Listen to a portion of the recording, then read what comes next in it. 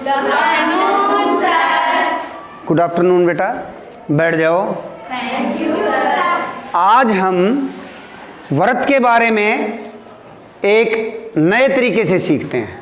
आप सब अपने घरों में रोटी बनाते हैं, तुम्हारे मम्मी बनाते हैं ना?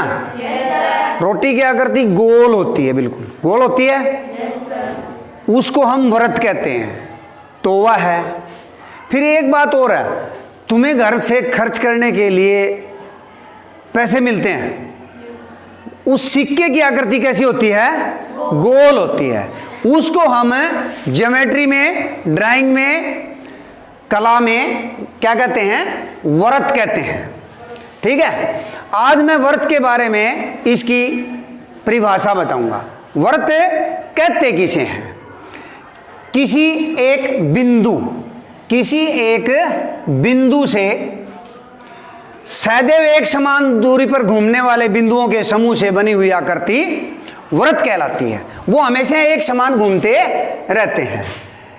जैसे ये बिंदु था हमारा, इस बिंदु पे हमने प्रकार की नोक रखी, प्रकार को जितना मर्जी तुमने खोला अपनी इच्छा अनुसार। छोटा व्रत बनाना है तो हम छोटा खोल लेंगे, बड़ा बनाना है तो हम बड़ा खोल लेंगे।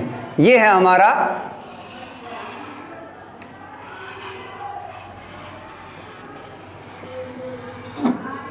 व्रत। क्या है ये? व्रत। इस व्रत को हमने बनाया है जहां पे हमने प्रकार की नोक रखी है, वो व्रत का क्या कहलाता है?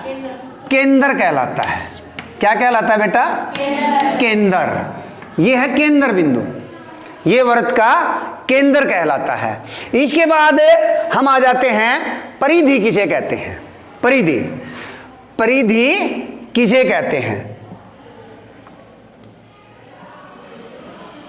किसी बिंदु से खींचे गए इस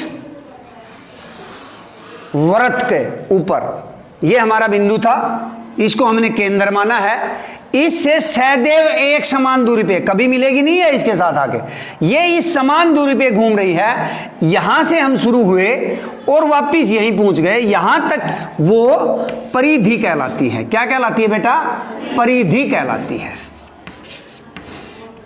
ठीक है, इसके बाद आ जाते हैं हम त्रिज्या किसे कहते हैं? ये सारे व्रत के ही भाग हैं, हम व्रत के ही भागों पे चल रहे हैं। त्रिज्या किसे कहते हैं? जैसे हमने ये व्रत खींचे हुए हैं, इसी में मैं अब तुम्हें त्रिज्या के बारे में बता देता हूं।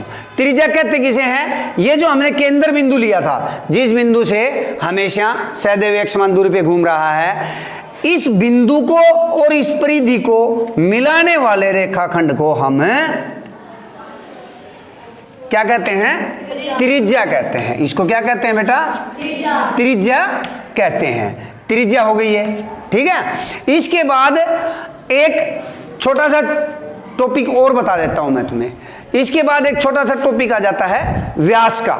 ठीक है, एक तरफ जब यहां तक चली है तो ये त्रिज्या कहलाती है। यदि हम इसको अगले सिरे तक सीधा मिला देते हैं, जो रेखा इस व्रत को दो भागों में विभाजित करती है, वो व्यास कहलाता है। वो क्या कहलाता है? व्यास कहलाता है। ये पूरा व्यास है। ये क्या है? व्यास है। इस व्यास ने इस रेखाखंड को दो भागों में बांट दिया, यानी कि इसके दो समान भाग कर दिए। ठीक है प्यारे बच्चों, आज तक के लिए इतना ही। अगली पीरियड में जब भी हम मिलेंगे, इस व्रत के अगले भागों के बारे में बताएंगे। तब तक के लिए नमस्कार, जय हिंद, जय भारत।